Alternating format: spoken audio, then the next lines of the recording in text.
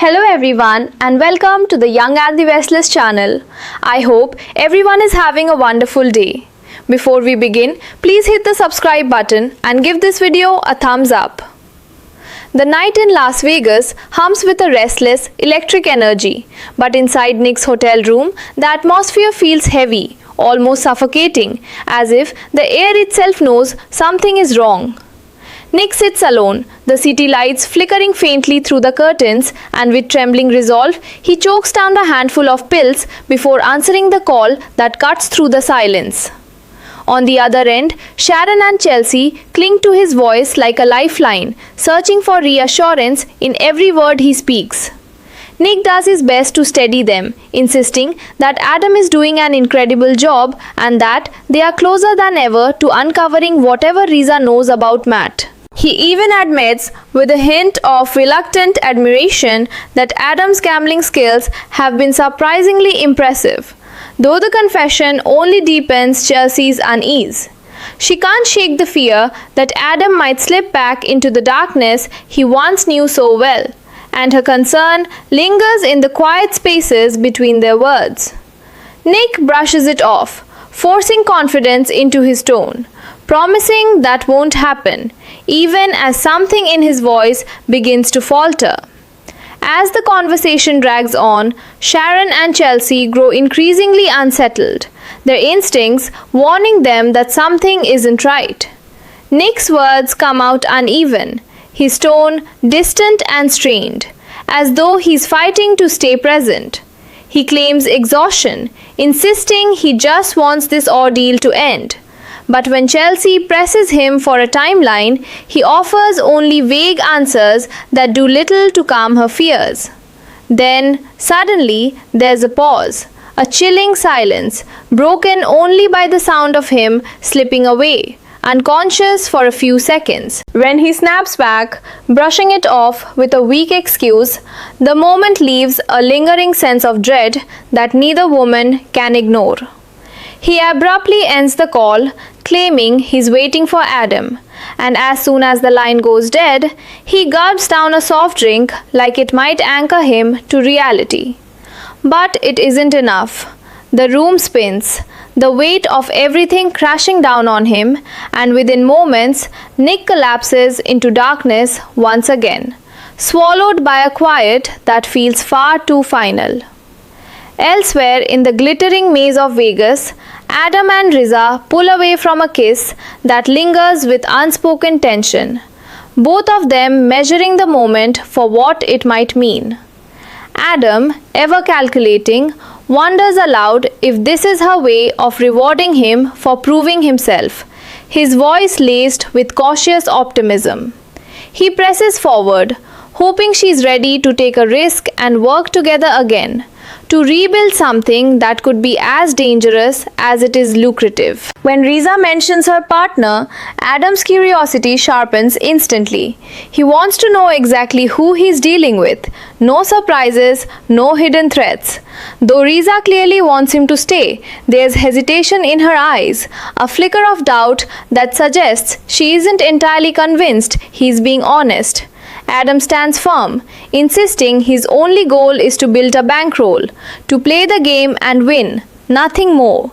But beneath his words lies a deeper tension, the sense that every move here carries consequences that could spiral far beyond their control.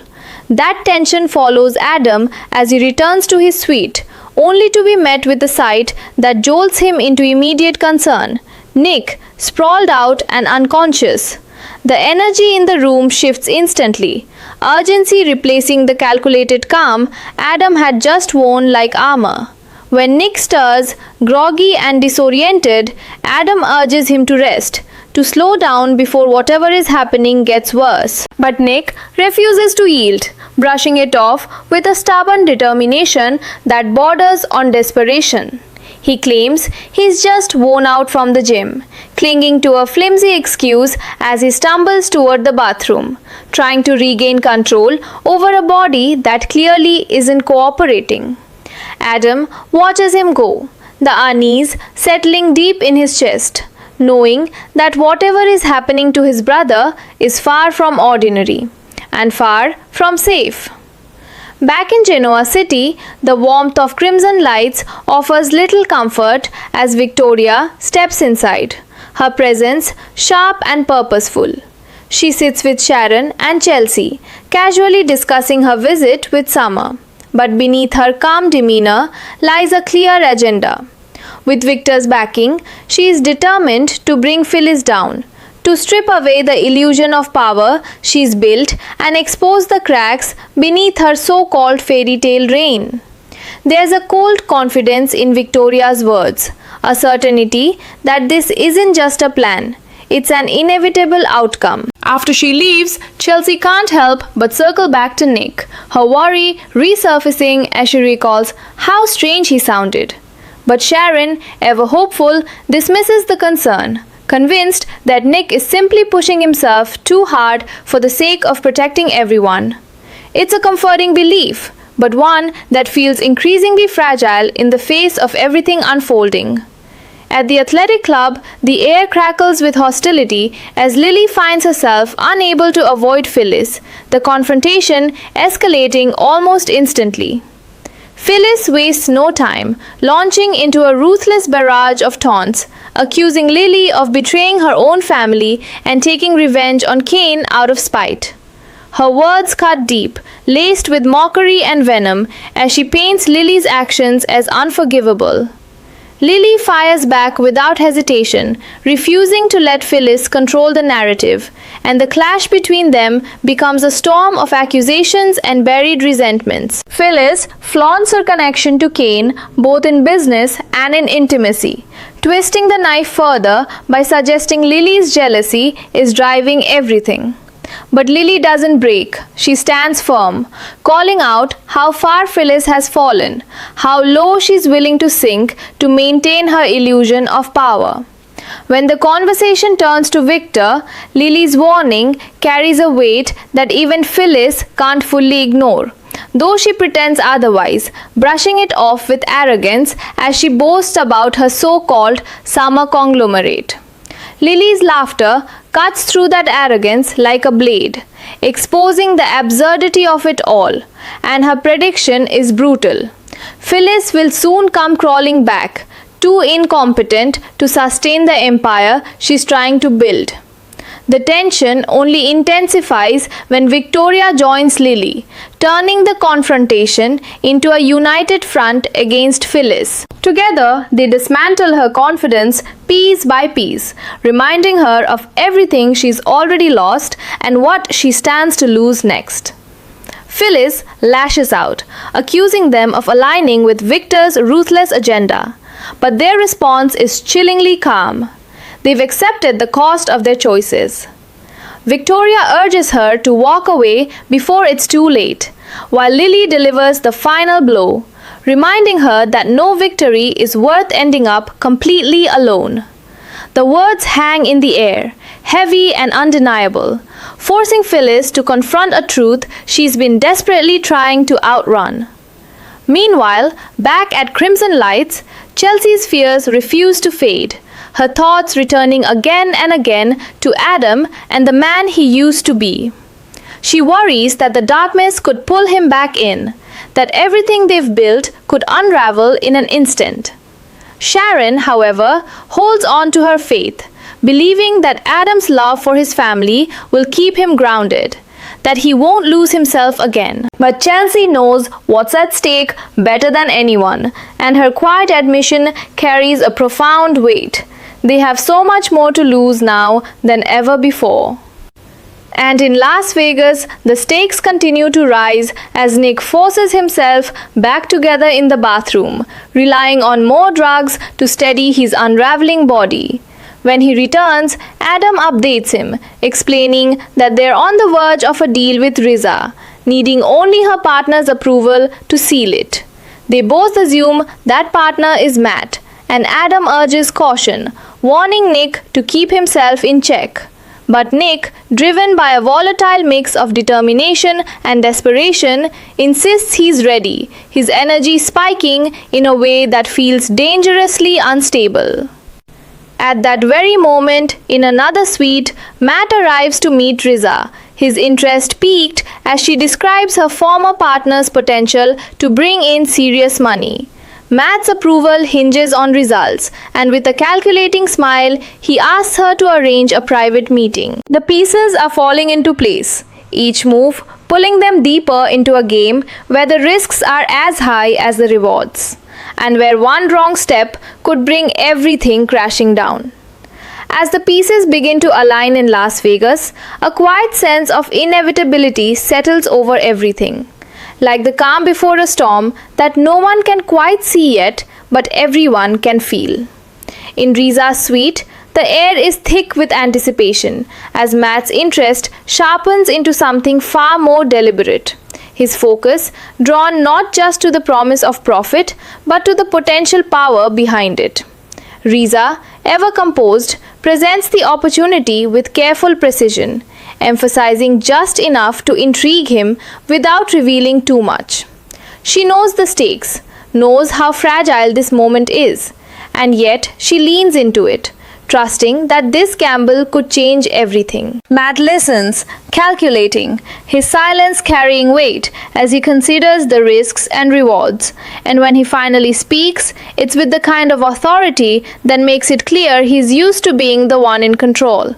He doesn't need convincing, he needs results, and the idea of a private meeting signals that he's willing to take the next step, but only on his terms. It's a subtle shift, but a powerful one, as the deal begins to take shape in the shadows, built on ambition, secrecy, and the unspoken understanding that betrayal is always just one move away. Back in the suite, Adam watches Nick closely, the unease growing stronger with every passing second as his brother's energy fluctuates in ways that don't make sense. One moment, Nick is barely holding himself together, his body weighed down by something invisible yet overwhelming, and the next, he's surging with a restless intensity that feels almost unnatural. Adam tries to ground him, tries to pull him back into a space where logic and caution still matter. But Nick resists, driven by something deeper than determination. There's a fire in him now, fueled by desperation and whatever he's taken to keep himself going, and it burns too hot, too fast. Adam can see it, even if Nick refuses to admit it. The situation is slipping out of control. Still, the mission presses forward, and Adam knows they can't afford to lose momentum now, not when they're so close to uncovering the truth. But beneath that focus lies a growing fear, one that lingers in the quiet moments between their words, whispering that the cost of this could be far greater than either of them is prepared to face. Across the country in Genoa City, the emotional aftermath of confrontation continues to ripple through the lives left in its wake. At the athletic club, the tension between Phyllis, Lily, and Victoria doesn't simply fade. It lingers, heavy and unresolved, like a wound that's been reopened too many times to heal cleanly. Phyllis, though outwardly defiant, carries the weight of their words with her, each accusation and warning echoing louder now that she's alone with her thoughts. The image she's built for herself, the powerful, untouchable force behind her so-called empire, begins to feel just a little more fragile, the cracks just a little more visible. Yet, even in the face of that doubt, she clings to her pride, refusing to let it slip, refusing to admit that they might be right. Because if she does, even for a moment, everything she's fought for could come crashing down around her. Meanwhile, at Crimson Lights, the quiet hum of conversation and clinking cups contrasts sharply with the emotional weight carried by Sharon and Chelsea. Chelsea's worry has settled deep into her chest now, no longer just a fleeting concern, but something far more persistent, more real. She replays Nick's voice in her mind, every pause, every inconsistency, every moment that didn't feel right, and the fear grows stronger with each passing second. Sharon tries to steady her, offering reassurance rooted in faith and trust, believing that the people they love will find their way through this. But even she can't fully ignore the unease creeping in at the edges, the subtle sense that something is shifting beyond their control. And as Chelsea quietly admits how much they stand to lose now, the weight of those words hangs between them, a stark reminder that the stakes are no longer just about business or rivalry. They're deeply personal, painfully real. Back in Las Vegas, everything begins to converge as the night stretches on, pulling each player closer to the moment that could change everything. Adam, caught between strategy and concern, prepares for the meeting that could finally unlock the answers they've been chasing, all while keeping a wary eye on Nick, whose condition remains unpredictable at best. Nick, fueled by a dangerous mix of determination and instability, pushes forward with reckless urgency, refusing to slow down even as his body protests. And in another suite, Matt's interest solidifies into intent, the promise of a private meeting setting the stage for a confrontation that will test every lie, every alliance, and every hidden motive. The city outside continues to glow, vibrant and alive, unaware of the fragile balance hanging by a thread within these rooms. As the distance between Genoa City and Las Vegas feels both vast and impossibly small, the threads connecting everyone tighten, pulling them toward an outcome none of them can fully predict. Trust is being tested, loyalties are being questioned, and the line between control and chaos is beginning to blur. In the quiet moments, in the spaces between decisions and consequences, there's a growing sense that something is about to give. That the careful plans, the calculated risks, and the emotional battles are all leading to a breaking point.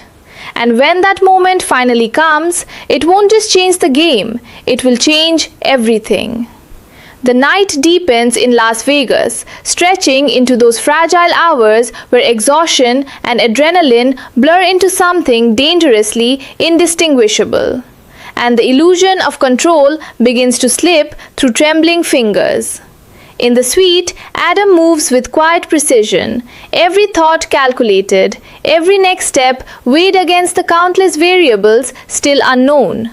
Yet, no matter how focused he tries to remain, his attention keeps drifting back to Nick, whose condition now feels like a ticking clock counting down to something neither of them is ready to face. Nick paces, restless and unsteady, his energy flickering in unpredictable bursts as if his body is fighting a battle his mind refuses to acknowledge. He insists he's fine, insists he's ready, his voice carrying a sharp edge of urgency that borders on desperation. But Adam can see through it. The cracks are widening, and whatever is holding Nick together is starting to give way. Still, there's no turning back now, not when they are so close to the truth. Not when the answers they've been chasing are finally within reach, even if the cost of getting them is beginning to feel dangerously high. Across the hallway, in a suite wrapped in dim light and quiet tension, Riza prepares for what could be the most pivotal moment of this entire operation. There's a careful stillness in her movements, the kind that comes from knowing one wrong step could unravel everything she's worked to build. When Matt arrives, his presence shifts the energy instantly, bringing with it an unspoken authority that demands attention without ever raising its voice. He studies the situation with a sharp, discerning eye, measuring not just the opportunity but the people behind it, searching for any sign of weakness or deception. Riza presents Adam as a valuable asset, someone who can elevate their game and bring in serious money. But even as she speaks, there's a subtle tension beneath her confidence, a question she hasn't fully answered for herself about whether Adam can truly be trusted. Matt listens, absorbing every detail, his silence stretching just long enough to make the moment feel heavier than it already is. And when he finally agrees to move forward with a private meeting, it isn't just approval, it's a test. One that will expose every hidden truth and force every player to show exactly what they're worth. Back in Genoa City, the emotional currents continue to shift, quieter now but no less powerful, as the aftermath of confrontation gives way to reflection and quiet reckoning. Phyllis moves through the world with her usual fire, but beneath that fierce exterior, something has changed, something subtle yet undeniable. The words from Lily and Victoria linger, echoing in moments when she least expects it, chipping away at the certainty she's been clinging to. She tells herself she's not afraid, that she's in control, that this empire she's building will stand no matter who tries to tear it down. But doubt has a way of seeping into even the strongest defenses. And though she refuses to admit it, the possibility of losing everything, her power, her family, her place in this carefully constructed world, casts a shadow she can't quite escape. At Crimson Lights, the atmosphere remains warm on the surface, but beneath it runs a current of unease that neither Sharon nor Chelsea can fully ignore anymore. Chelsea's worry has sharpened into something more urgent, more insistent, her instincts refusing to quiet no matter how much reassurance she's given. Nick's voice, the way it faltered, the silence that followed, it all replays in her mind like a warning she doesn't yet understand, but knows she can't dismiss. Sharon stays steady, offering calm where she can, grounding Chelsea with the belief that the people they love are stronger than the circumstances surrounding them. But even she feels it now, that subtle shift in the air, that sense that something is unfolding beyond their reach, something they won't be able to stop once it begins. And as they sit there, holding on to hope while fear quietly grows, the distance between them and Las Vegas feels more like a fragile thread than a barrier, one that could snap at any moment. And back in that glittering city of risk and reward, everything begins to converge with a quiet, unstoppable momentum. Adam prepares to step into the meeting that could finally bring them face to face with the truth, fully aware that every move from this point forward will carry consequences that can't be undone. Nick, driven by sheer will and something far more dangerous coursing through his system, refuses to step back, pushing himself toward a breaking point he refuses to acknowledge. Riza stands at the center of it all, balancing trust and suspicion, knowing that the alliances she's forming could either elevate her or destroy her completely. And Matt, watching from the shadows of his own carefully controlled world, sets the stage for a confrontation that will test every lie, every motive, and every fragile alliance that has brought them to this moment. The city outside continues to glow, vibrant and indifferent, its lights masking the storm quietly building behind closed doors. Every choice, every risk, every hidden truth is drawing closer to the surface, and the tension is no longer something that can be contained. It's rising, steady and inevitable, like a wave that refuses to break, until suddenly it does. And when it does, it won't just expose the truth they've been chasing, it will force every one of them to face the consequences of how far they were willing to go to find it.